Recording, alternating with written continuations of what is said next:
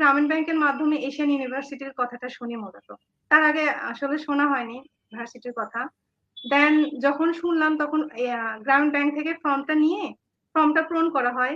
ফর্মটা পূরণ করার মধ্যে একটা চ্যালেঞ্জিং ছিল, কারণ আমি তো বাংলা মিডিয়াম স্কুল থেকে পড়াশোনা করছি, আর কলেজটাও বাংলা মিডিয়াম স্কুলে, মানে বাংলা মিডিয়ামই ছিল। তো সেক্ষেত্রে ফর্মটা পুরো ইংলিশে ছিল। তো এই সময় তো আমি যদিও ইংলিশটা বুঝতাম, কিন্তু আমার ভিতরে এরকম কনফিডেন্স ছিল না যে আমি নিজে নিজে পূরণ করে দেন সেটা সাবমিট করবো। তো সেক্ষেত্রে আমার একটা আঙ্কেল আমাকে হেল্প করে এই ব্যাপারে। দেন ফর্মটা সাবমিট করার পরে, আর আমাদের প্রসেসিংটা অনেক লেন্দি ছিল। ফর্মটা সাবমিট করার পর মানে 1.5 মাস পরে আমি একটা মেসেজ পাই যে আমার রিটেন এক্সাম হবে।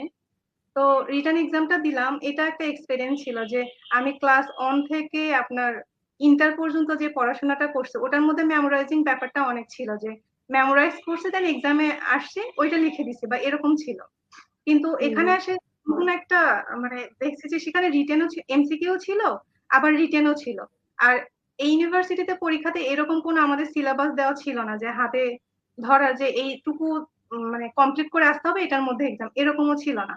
আর এর আগে আমি যে ইউনিভার্সিটি গুলোতে পরীক্ষা দিয়েছি তাতে ওদেরটা আমাদের একটা জানা ছিল যে আসলে এই জিনিসগুলো পড়লে এটার মধ্যে কমন পাবো। সেখানেও সিলেবাস ছিল যে কোন জায়গা থেকে প্রশ্ন আসবে, কি ধরনের প্রশ্ন আসবে, অন্তত সেটা সম্পর্কে ধারণা ছিল। সেটা সম্পর্কে ধারণা ছিল, কিন্তু ইউডব্লিউ যে কোশ্চেনটা হবে সেটা সম্পর্কে একদমই ধারণা ছিল না।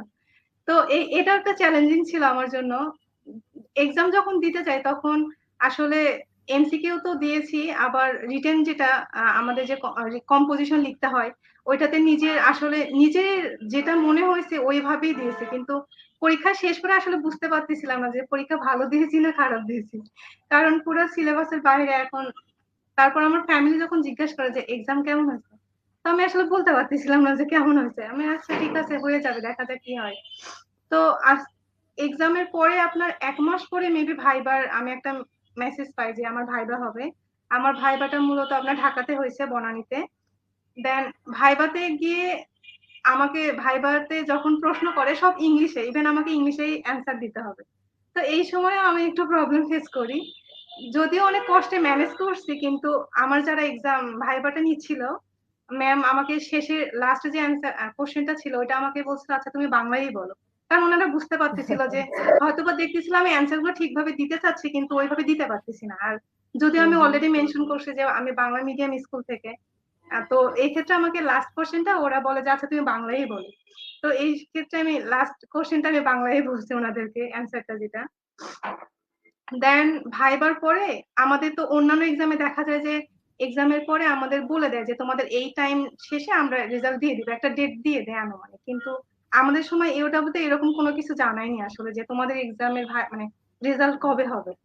তো এটা একটা ইয়ের মধ্যে ছিলাম, একটা হতাশার মধ্যেই ছিলাম ওই টাইমটাতে। একে তো আমি সেকেন্ড টাইমে ভর্তি হই নাই, তার মধ্যে আবার এটার উপর নির্ভর করে আছে আবার এইটা কবে রেজাল্ট হবে, হবে কিনা আদৌ সেটাও শিওর ছিলাম না। তো ওই টাইমটা আসলে পুরো হতাশার মধ্যে ছিল, ইভেন আমার ফ্যামিলিও। তো আমি চিন্তা করলাম যে আসলে এরকম বসে থেকে তো লাভ নেই, তার থেকে সেকেন্ড টাইমের জন্য ট্রাই করি আর কি, দেখা যাক কি হয়। তো আমার আব্বু বলতেছিল যে তোমার এখানেই হয়ে যাবে, মানে তার মধ্যে একদম 100% কনফিডেন্স, সে একদম এখানেই আমার হয়ে যাবে, কিন্তু আমি ওটার উপর ভরসা পাচ্ছিলাম না যে আসলে কি হবে। তো আমার আম্মুকে বলতেছিলাম যে আম্মু আসলে আমার সেকেন্ড টাইমে ভর্তি হওয়া লাগবে, কারণ এটার উপর ডিপেন্ড করে থাকলে হবে না। তো আমার আম্মু বলে যে আচ্ছা ঠিক আছে আমি ম্যানেজ করতেছি, তুই তো ফ্রেন্ডের সঙ্গে কথা বল। দেন আমি আমার একটা ফ্রেন্ডের সঙ্গে কথা বলি।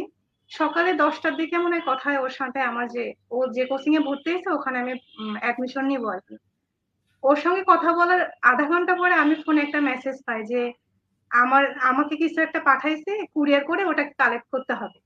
ওরা তখনও মেনশন করে নাই যে আমি ভাইভাতে টিকছে বা এরকম কিছু। তো আমি আমার আব্বুর সাথে শেয়ার করি, তখন আব্বু মানে শুনেই মানে বলে দেয় হয়তো তোমার হয়েছে, কারণ যদি তুমি না টিকতে তাহলে তো ওরা কিছু পাঠাইতো না এইভাবে কিছু।